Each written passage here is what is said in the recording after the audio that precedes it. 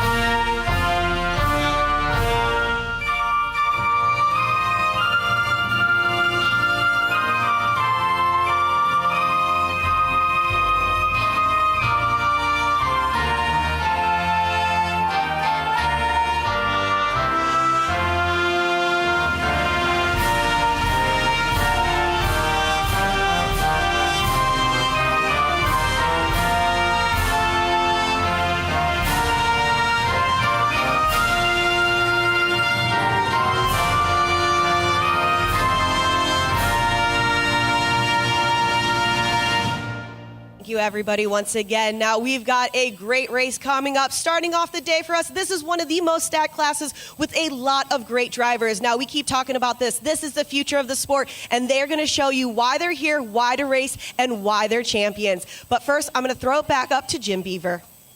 Thanks a lot, Tiffany. Yes, we do have 170 limited and 170 production, going to be some of the first classes on track today. But before we get into that, I would like to throw it to a piece that we were able to catch up with, somebody that we haven't had on broadcast yet, but the man behind the Championship Off-Road Racing Series and the man with the vision to start this series and get things going. Now wrapping up our 4th season, we were able to catch up with Glenn Banton. We're we're here at Firebird Motorsports Park that is home to the finale of the Championship Off-Road Racing Series for 2025 and 2026. Right next to me, I've got Glenn Banton, one of the owners of the Championship Off-Road Racing Series. Glenn, I mean, let's talk a little bit about this series, but, you know, more importantly, how did you get involved with owning a series? I know you've got a background of racing off-road trucks. What led you down this, you know, the path of series ownership? Yeah, so I've always been passionate about racing since I was a young person, a very young person, fascinated with cars, loved racing. And it got to a point where I was racing myself. I always helped other people. My kids raced, my friends raced, and I always helped them. And then I had an opportunity to come race myself. And I've just always loved racing and driving in general. And then, you know, there were some things that happened with, you know, COVID and things of that nature, and racing had some challenges. And I didn't want to see this way of life, you know, go by the wayside. And I really wanted to keep racing alive in the Southwest. And so there were some things that were going on, but I just felt like there was a need, and I wanted to have that continue. You know, I grew up with it. My kids grew up with it. My grandkids are growing up with it. And so I just want to keep that same type of lifestyle and the way we do things, keep that going and alive. And so that was really my passion to start the series and to keep it going and keep trying to build it and provide great customer service to all the racers, you know, and give them a place to call, you know, home. Well, and it's got to be a little bit gratifying. I mean, we're into the fourth season of the Championship Off-Road Racing Series. You know, to see all the drivers. I mean, obviously now we've got the amazing TV package of Racer Network. To see kind of you and your wife's baby come to fruition, I mean, that's got to feel really gratifying. Oh, yeah, it's really amazing. To think where we started, I think we had 12 people on staff and 2 easy ups and a trailer. And to think now that we're like almost 60 people on staff, you know, the Racer Network package, you know, and all the talent, you guys have helped make this something more real than it ever could be for us. And so, yeah, I tell people all the time, I pinch myself, like just the fact that we're here and it's this big and it's this popular and everyone loves what we're doing. Yeah, I can't believe it's going this well. I'm super excited. All right, so wrapping up here, I mean, obviously we're at the end. This is the season finale. I mean, what can people expect this weekend and in the future from CORR? Yeah, so this weekend, obviously, you know, a lot of battles come into play, and so we're, you know, excited to see how those turn out. And then we're headstrong into 2027, you know, 26-27 season, and looking to potentially expand the series. You know, we really would like to see CORR be the Southwest home for short course racing, and Southwest is more than just Arizona. So we're looking and find ways to make the series bigger and multi-state, and really take this to the next level. All right, well, I appreciate everything, Glenn, and thanks for taking the time. Absolutely, thanks. Yeah, great feature there with Glenn Banton, one of the guys behind the scenes, obviously one of the owners of the series. And Tiffany, I mean, you and I have welcome to the booth, by the way. Welcome to the booth, Tiffany Stone. But you're going to be calling the color commentary. We get lots of color from Tiffany, I think, today. But great catching up with Glenn Banton, kind of seeing his vision. And I know he's around, so everybody knows Glenn, but we don't really, you know, feature him on broadcast very often. No, and it's really great to see, and you can kind of see the passion, you can see the enthusiasm that he has, especially on our production meetings. He's so excited, he has the input, he wants this to get bigger and better, and it's showcasing, you know, what we've seen in round 1 all the way to the championship finale pretty much weekend, so it's cool to see Glenn on there. Yeah, absolutely. Great to have Glenn out here, his wife Jen as well, doing a great bunch of good behind the scenes and kind of the rock that keeps everything going here with the Championship Off-Road Racing Series. But we are going to be definitely gearing up for some racing. We've got a full gamut of racing both today and tomorrow, rounds 9 and round 10. I can't even believe we're here at the end of the season. Just seems like yesterday we were here firing things off at Firebird as we get an aerial view of this beautiful track as you come down into that big sweeping turn number 1 up this backstretch, Tiffany, with this big booter that throws you into a second one going up into this tight hairpin corner. Absolutely. And what we're looking right now, the track is going to be pristine throughout the day. Obviously, the wind is picking up just a little bit. It does dry out the track just a little bit, which we've seen round 7 and 8, but the drivers are going to have a nice track. Yeah, big flyaway jump there, the ski jump into this really tight hairpin corner. We've seen a lot of outside-inside moves, seen some rollovers in that one, and that leads us to one of our iconic features here, the step-up, which can be a double for the slower classes. The fast pro classes will see tripling that step-up into a couple of very tight interior corners here. Absolutely, and we start seeing a lot of drivers make their moves right here in this one as well, because there's only a few more turns until the checker. So what we normally see in the final laps is either they take that inside-outside, or they're trying to make that last final pass before they come around this turn and then head over to the checker. Yeah, and then we've got the big tabletop jump and that Maxxis Tires checkered flag flying, and that is going to send you home back into turn number 1.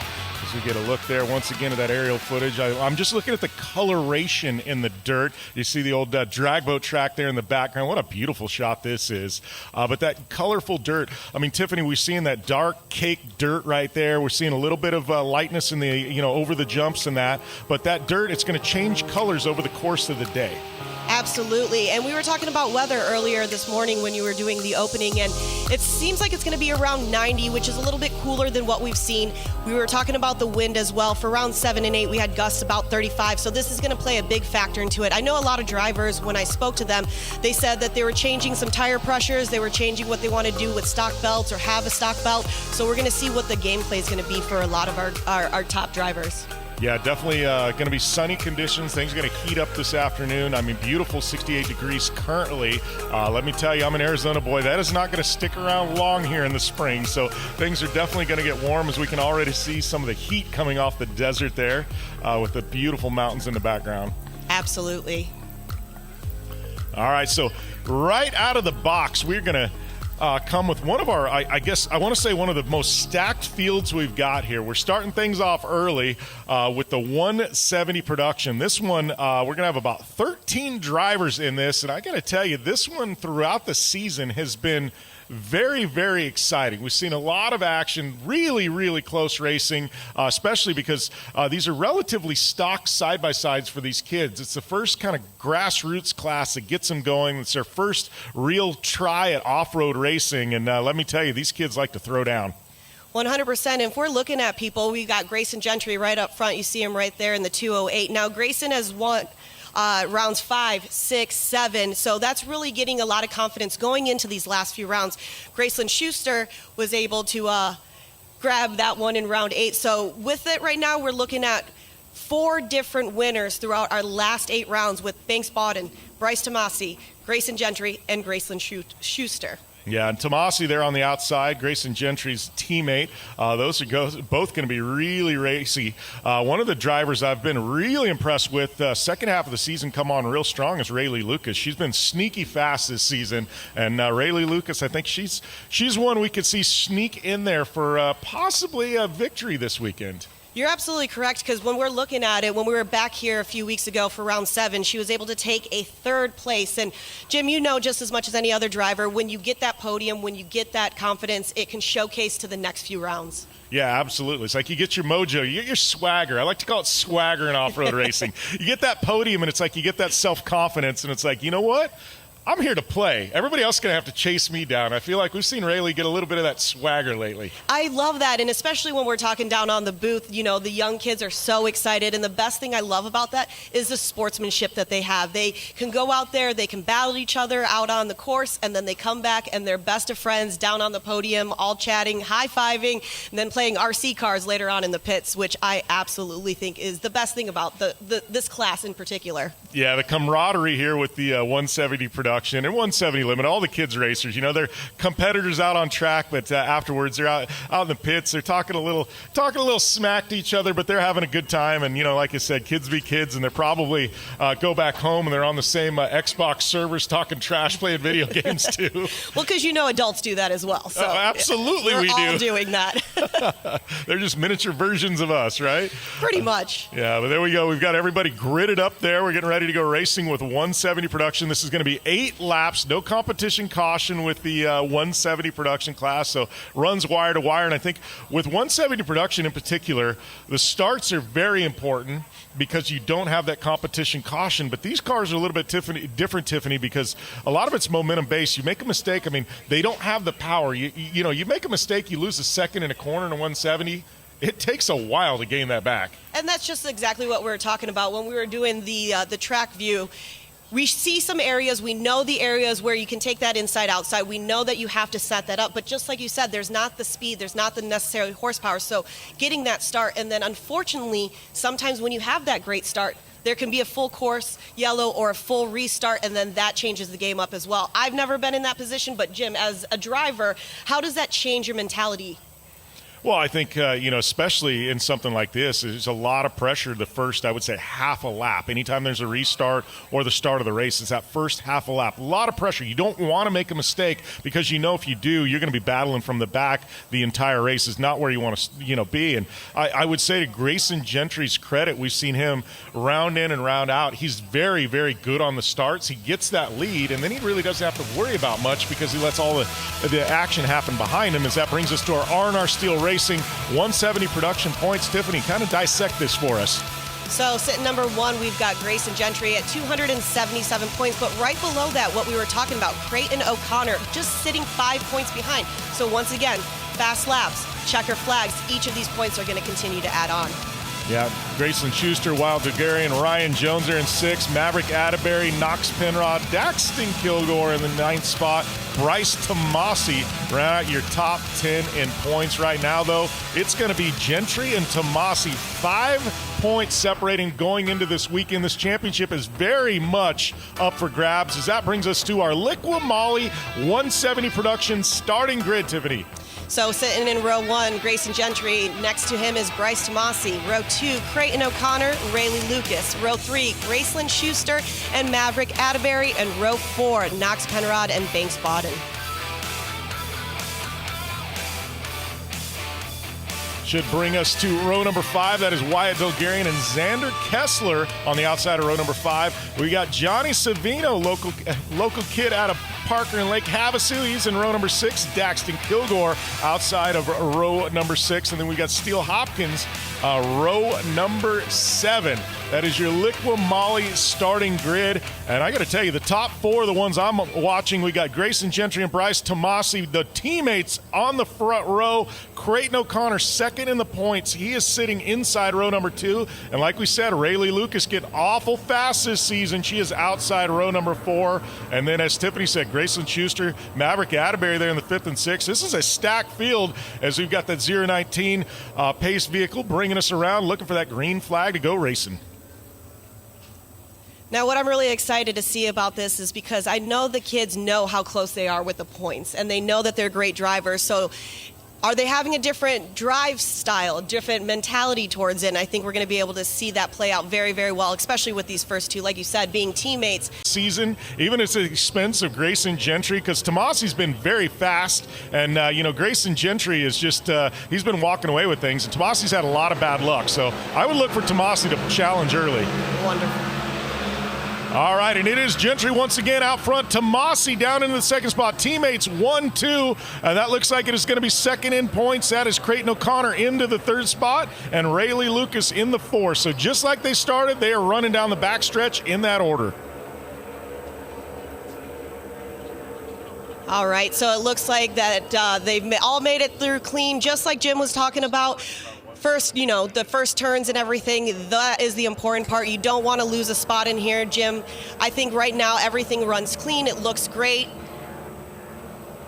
Yeah, they're definitely looking. Everybody's through here clean. They're hitting their marks, looking lines. That was a aerial footage there of Rayleigh Lucas. We got Gentry, and it looks like you're going to get challenged by his teammate Tomasi. Tomasi trying to make up some ground. Nothing there. Both of them dropping all the way to the bottom. Gentry doing a very good job of protecting. He knows what it's like to be out in the lead in this class. He's led quite often this season. Right now he's running that lower line, trying to block his teammate Tomasi. Like you had said, teammates, that's out the window at this point. These boys are racing. Absolutely. And when we're looking at the Grayson Gentry numbers, his, fastest lap time, he did it in round 6.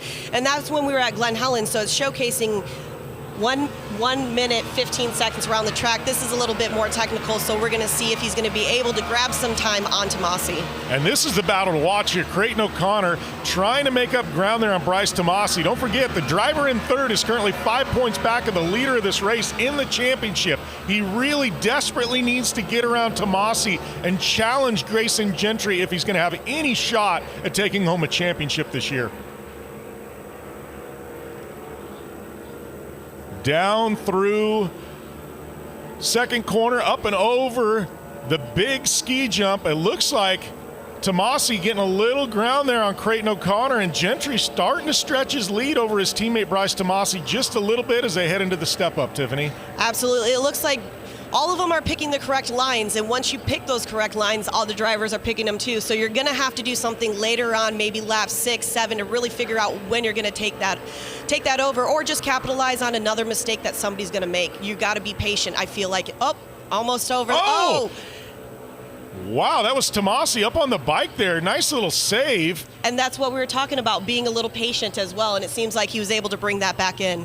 Yeah, it looks like that was the opportunity Creighton O'Connor needed to try and get back in this with that championship on the line. Tomasi, little bobble there.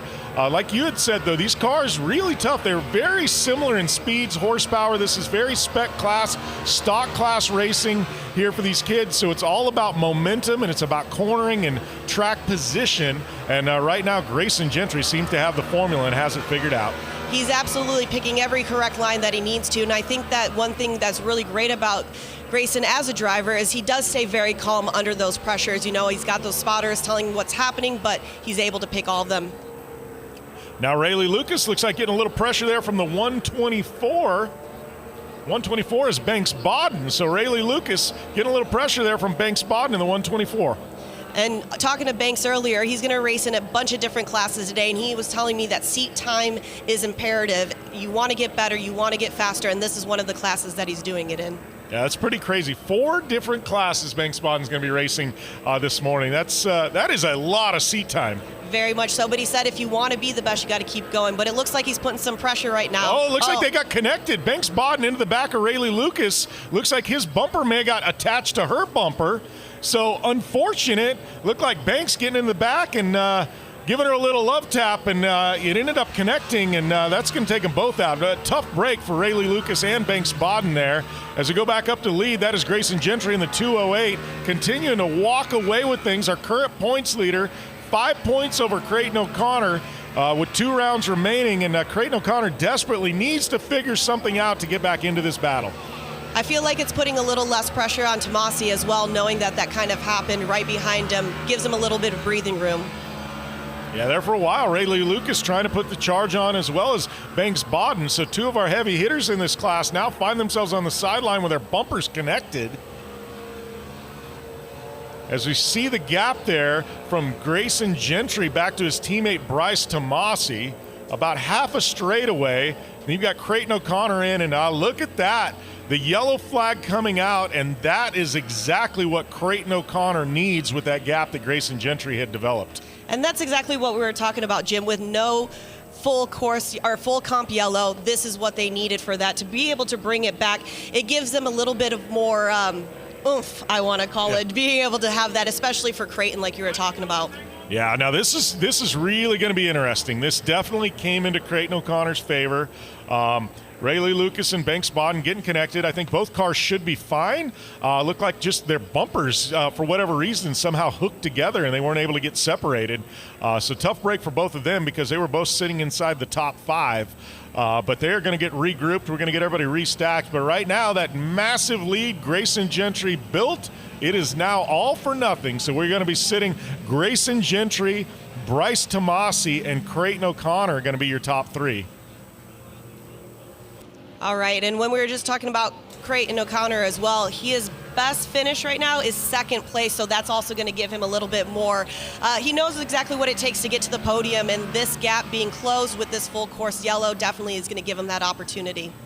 All right, well, as we are under caution, we got a lot of amazing partners here that are helping make things happen in the Championship Off-Road Racing Series, and one of those partners is Liqui Moly. We are trackside here at the finale weekend of the Championship Off-Road Racing Series. I've got Jason Hess with Liqui Moly, one of our partners on the season. Now, Jason, you've been here trackside all season long servicing our racers. One of the big questions we've got is what makes Liqui Moly better than your OE oils and lubricants from the factory? Yeah, so obviously it's been a very good season, a lot of support, and when it comes down to the Liqui Moly oils, one thing that you're going to find different is the additive packs inside these things are much, much stronger. Even though it might be the same viscosity that engine needs, what you're going to gain is out of our additive pack, and the temperature control will be much, much higher. And that's the biggest difference when it comes down to these products, right? When it matters, you're smashing the gas, you're out there, temps are high, you want to protect that thing, and it's the additive packs that were made in-house in Germany from us that are going to give you that protection. Well, Jason Hess and Liqui Moly, they have you dialed in, whether you're a weekend warrior or you're out here trying to win a championship in the Championship Off-Road Racing Series. Oh, look at that, the 019 pace vehicle out there bringing our drivers around. Going to get them all regrouped, and we're going to go back to racing. It's going to be Grayson Gentry bringing us to the green flag. It's going to be Bryce Tomasi in the second spot, and it is going to be Creighton O'Connor in the third. Get you a full running order here momentarily, but that is going to be your top three. Remember, first place, current points leader. Third place, 5 points back as the 019 pace vehicle pulls off. Looking for a little bit of fireworks here as we go back to green flag racing. Might be one of the last chances we've got for Creighton O'Connor to get back into this championship points battle. Absolutely, and when you're looking at that, Grayson Schuster is in the fourth spot, and we did see her take that top spot in round 8, so she's getting faster and faster every single round. Yeah, we've got Atterbury there in the top 5 as well. Penrod 6, Kilgore, Savino up to 8th. He started deep in the field, back up to 8th. Great run for him. Kessler and Dolgarian in the top 10. And then we're looking at Hopkins, Lucas, Bodden, and Lupino to finish that out. Oh, look at that. Gentry getting a little pressure from his teammate Tomasi. Tomasi trying to make something happen. Look at that, Creighton O'Connor driving in deep. Look at that. Looks like Creighton O'Connor on a run coming out of that corner trying to chase down Tomasi. He's gained a little bit of speed on him, and this is what the corners we were talking about. Is he going to be able to take that inside, outside? He's got a few more, obviously, lap 4. He's got a little bit of time to do it, but Jim, how long does it take to set up a pass like that? Well, I think especially in this class, the 170 Productions, it can take as much as a lap to set up a pass. You really got to reel them in to be able to set up a pass. So some classes, it takes maybe 1 corner, 2 corners, but I think in the 170 Production, being that it's momentum based, you really got to commit to it, and you got to commit to it early and try and reel them in and then just send it into the corner and try and make something stick. And sitting in that 5th spot is Maverick Atterbury, great driver as well. I love seeing him off of the track as well. Him and his sister Mason, they definitely know how to showcase their abilities, and he's doing it right here as well. Yep, so look there at our leaders. That is the 208 of Grayson Gentry, current points leader, current leader on track, qualified in the pole. Tomasi, his teammate, in the 2nd spot. We just got an extra point for Gentry at the halfway mark, leading the race, so that extends his points lead from 5 points to 6 points. Creighton O'Connor back in the 3rd, as we said, trying to reel in our points leader. There you go, there's a glimpse there, Gentry. Look at that, clean face shield, clean car, clean air, just hitting his marks, just like he's done all season long. It's going to be really tough. It's going to take a mistake out of Gentry, which we haven't seen yet this season. I really feel for O'Connor to get back in the mix. And looking at the lap times, he's, only about half a second faster than Tomasi, which that can totally be made up anywhere on this track. Yeah, that is Kilgore there in the 19. We saw a look there, Savino in that 3rd spot trying to charge back. That's the 823 there of Rayleigh Lucas. So this is a battle between Kilgore, Savino, and Lucas. This is for the 8th spot. So these drivers are in the top 10 here. Kilgore also out of Parker, Arizona. A couple Parker boys in the mix. I like to see that because I'm from Parker, so I'll play the homer card here for a second, Tiffany. But besides that, they're great drivers. They also know how to race in the desert, so they're very familiar about being able to differentiate the different terrains and be able to pick those great lines, be able to make those marks as well. And it seems like Rayleigh Lucas is closing a little bit of the gap as well. Yeah, look at that. Rayleigh trying to set it up on Kilgore. Oh, doing it on the high line, the hard way. Rayleigh Lucas trying the hard way around. Nothing going to be there. Got to give her credit. She's trying the outside. That's the tough way around, Tiffany. Well, we were talking about if everybody's picking the same exact line, you've got to pick a different line if you want to make these passes, especially since you said it could take anywhere from an entire lap to do that. So this is Schuster, Graceland Schuster now.